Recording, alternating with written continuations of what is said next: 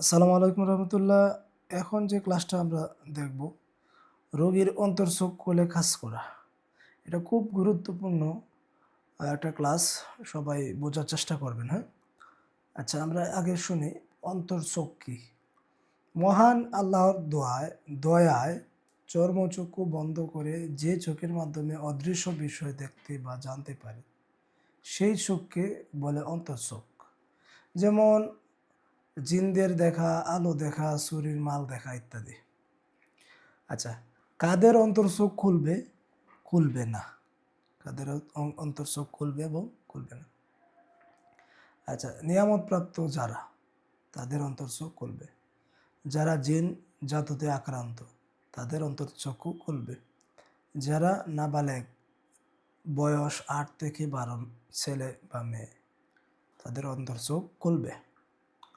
যারা স্বপ্নে ভয় পায়, সাপ বিচ্ছু দেখা, জিন ভূত, গরু ছাগল থেকে আক্রমণ হতে দেখা, ওদেরকে ট্রিটমেন্ট করার পর ওদের চোখ খুলবে, হ্যাঁ? বা ট্রিটমেন্ট করার সময়ও চোখ খুলবে।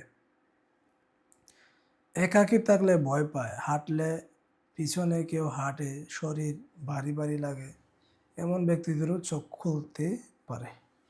যারা আল্লাহওয়ালা বুজুর্গ ব্যক্তি, তাদেরও চোখ খুলে। ঠিক আছে? আর এর বিপরীতে যারা আছে, তাদের চোখ খুলবে না। আচ্ছা, রোগীর অন্তর্চক্ষু খুলে কাজ করা। রোগীর কাজ খোলার জন্য, আচ্ছা, হেসার করবেন। রোগীর অন্তর্চোখ খোলার জন্য কি করবেন? আগে হেসার করে নেবেন। হেসার কিভাবে করে আমি আগের ভিডিওতে বলছি, এখনও বলছি। হেসার কিভাবে করবেন? হাতের মধ্যে বা শরীরের মধ্যে আপনি আঙ্গুল দিয়ে ইশারা করবেন আর পড়তে থাকবেন। আস্তাগফিরুল্লাহ দরুদ পড়বেন মিনিমাম 7 বার, সূরা ফাতিহা, আয়াতুল কুরসি, সূরা রহমানের 33 থেকে 36, ইসমে আজম পড়বেন, সূরা তারিকের শেষের 3 আয়াত পড়বেন। পরে হুকুম লাগাবেন, হে আল্লাহ, এই মুহূর্তে তার চক্ষু স্পষ্ট করে দাও। ঠিক আছে?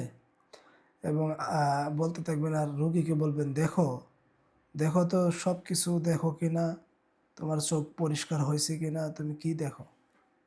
এবং সাথে সাথে জাদু নষ্টের আয়াত পড়বেন, অমাকারু অমাকার আল্লাহ আল্লাহ খায়রুল মাকিরিন। এমনকি পড়বেন জিলজালের শেষের 2 আয়াত, ওমাইয়া আমাল মিসকালা জারাতিন খায়রুন ইয়ারা, ওমাইয়া আমাল মিসকালা জারাতিন শাররুন ইয়ারা। এগুলো পড়বেন, দেখবেন অন্তর চোখ স্পষ্ট হয়ে যাব, সে চোখ বন্ধ করে সব দেখতে পারবো ইনশাল্লাহ। এটা আল্লাহ তাআলার ইচ্ছা, এটা আল্লাহ তাআলার শক্তি। আপনারা যদি দলিল চান যে এটার কি দলিল আছে, হাদিস বা কোরআন আয়াত, কোনো দলিল নাই। এটা রোগীরা দেখে, এটা এক ধরনের বৈজ্ঞানিক পদ্ধতিতে ধরতে পারেন। ঠিক আছে? কোনো দলিল নাই। আর এটাকে আমরা ফরজও মনে করি না, এটা না করলেও আপনার সমস্যা নাই। অনেক রাখি ভাইয়েরা মনে করে এটা নাকি আমরা দলিল ভিত্তিক করি। কোনো দলিল নাই ভাই, এটার কোনো দলিল নাই। রোগীরা ফল পাইছে বা আমরাও দেখছি যে না, রোগীর ট্রিটমেন্ট করা যায় এই পদ্ধতিতে। ঠিক আছে? এটা হয়, সব কিছু দলিল দেওয়া হয় না। আর এমন না যে আমরা আল্লাহ ছাড়া অন্য কোনো উপাসনা করে তার চোখ খুলতেছে। আমরা আল্লাহকে বলতেছি, সে আল্লাহ তার চোখ স্পষ্ট করে দিতেছে। এটা আমাদের কিছু করার নাই। আল্লাহর কাছে যদি আমরা মুদাব্বিরা দোয়া করি আর দোয়া কবুল হয়ে যায়, এটা আমাদের তো কিছু করার নাই। আপনাদের যারা এটা মানেন না, আপনাদের হিংসা হইলে তো কিছু করার নাই ভাই। আপনাদের হিংসা নিয়ে আপনারা পয়সা থাকেন।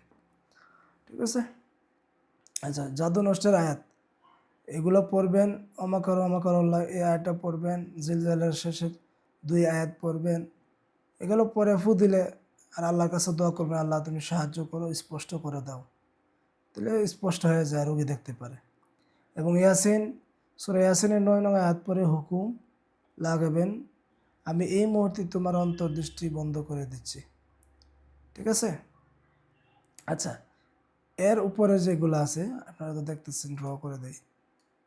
এই যে উপরের যেগুলো আছে এই সবগুলা হচ্ছে আপনার, এগুলো হচ্ছে অন্তর্দৃষ্টি খোলার সিস্টেম। আর অন্তর্চোখ বন্ধ করবেন কেমনে? অন্তর্চোখ বন্ধ করবেন এইভাবে, আর নিয়ত করবেন, সূরা ইয়াসিনের 9 নং আয়াত পড়বেন আর নিয়ত করবেন, এই মুহূর্তে তোমার অন্তর্চোখ আমি বন্ধ করে দিচ্ছি, বিসমিল্লাহ আল্লাহু আকবার বলে ফু দিবেন আর হাত দিয়ে একটা কূপ দিবেন।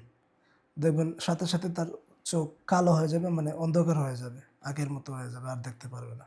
এটাই আল্লাহ তাআলার ইচ্ছা, আল্লাহ তাআলার কোরআনের ইচ্ছা। কোরআনের শক্তি। ওকে, এভাবে আপনি অন্তর চোখ খুলে কাজ করতে পারেন। আচ্ছা, পূর্বে যার চোখ খোলা হয়েছে, অন্তর্দৃষ্টি চোখের সামনে পরিষ্কার হওয়ার দোয়া, ইস্তেগফার, দুরূদ পড়ে। যাদের ধরেন আপনি আগেও অন্তর চোখ কইলা কাজ করছেন, সূরা ফাতিহা বা বিসমিল্লাহ আল্লাহু আকবার বলে হেসার করে নেবেন। আগে হেসার করে জাস্ট চোখটা বন্ধ করাইলে দেখবেন যে অনেক সময় তার চোখ স্পষ্ট হয়ে যায়। পূর্বে এমন ব্যক্তির চোখ খুলছেন বা কেউ কইলা দিছিল বা কইলা কাজ করছিল, এমন ব্যক্তি জাস্ট চোখ বন্ধ করবেন আর বিসমিল্লাহ আল্লাহু আকবার বলে ফু দিবেন, অথবা সূরা ফাতিহা পরে ফু দিবেন, অথবা ইয়ানুর ইয়ানুর ইয়াজওয়াহির ইয়াজওয়াহির এবাতুন এবাতুন এবাতুন ইন্নাল্লাহ আলা কুল্লি শাইইন কাদির পরে জাস্ট এটা ফু দিবেন এবং সাথে আয়াতুল এই জাদু নষ্টের আয়াত পরে ফু দেওয়ার সাথে সাথে তার চোখ পরিষ্কার হয়ে যাবে। আর পরিষ্কার না হইলে আপনি এই যে সূরা তারিকের শেষের 3 আয়াত, দুরূদ, বাকারার 270, ঠিক আছে,